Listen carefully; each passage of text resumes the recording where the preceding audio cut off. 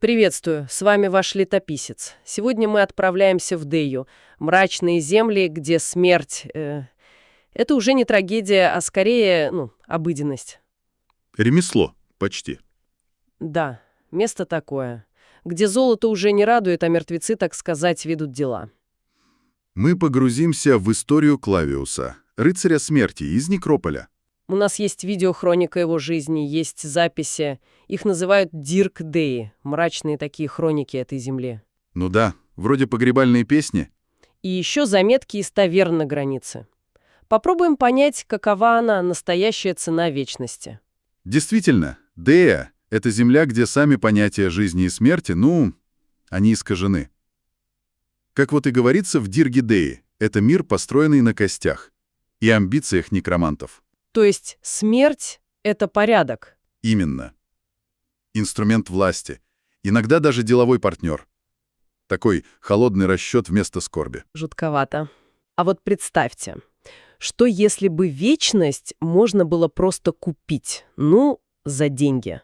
Сколько бы это стоило? Хороший вопрос. И что страшнее, совсем исчезнуть или получить бессмертие, но потерять душу, потерять смысл? Может, история Клавиуса нам что-то подскажет? Начнем сначала. С рождения. Вот видео нам показывает, Клавиус родился в Дее. Семья не просто богатая, а очень влиятельная. Аристократы. Да, у них земли, вес при дворе. И вот деталь. Его отец, он как бы открыто дружил с некромантами. Их часто видели в доме. И, говорят, маленький Клавиус был ими просто очарован. Их силой, таинственностью.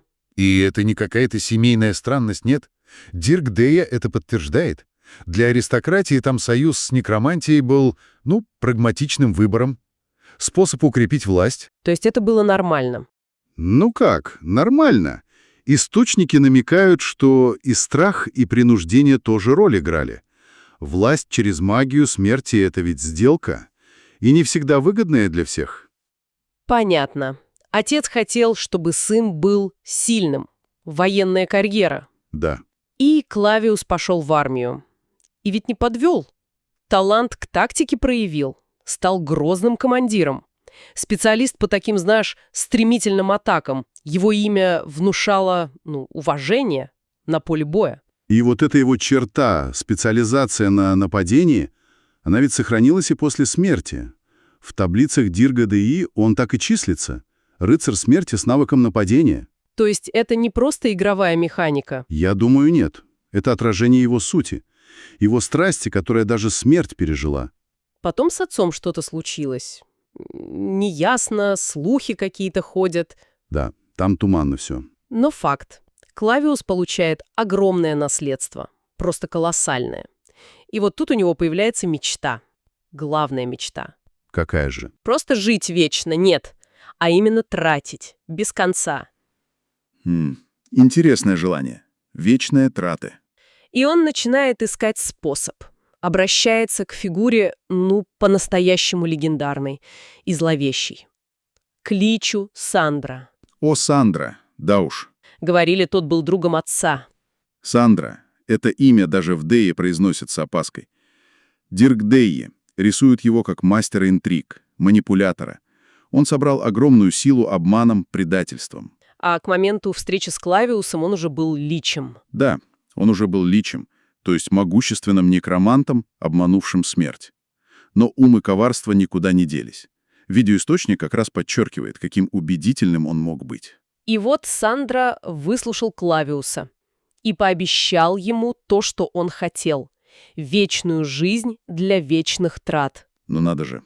Клавиус, ослепленный этой мечтой, жадностью, он согласился. Сразу, не думая. Классика жанра. Сделка состоялась. Он получил бессмертие. Настал нежитью. За все надо платить. И у этой вечности оказалась цена. Буквальная. В золоте. 350 золотых монет каждый день. Просто чтобы, не рассыпаться. Чтобы поддерживать эту нежизнь.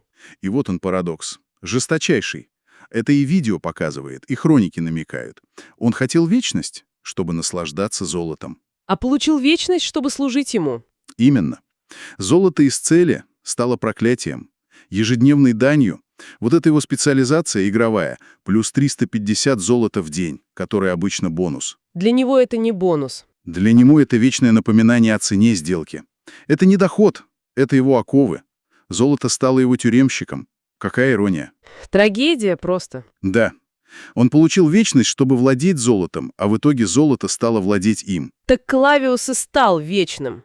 Но бессмертие, купленное за богатство, оказалось, самой хитрой ловушкой. Да уж, ловушка так ловушка. Как вот шепчут в тавернах у границ Деи, он самый богатый мертвец и самый нищий бессмертный.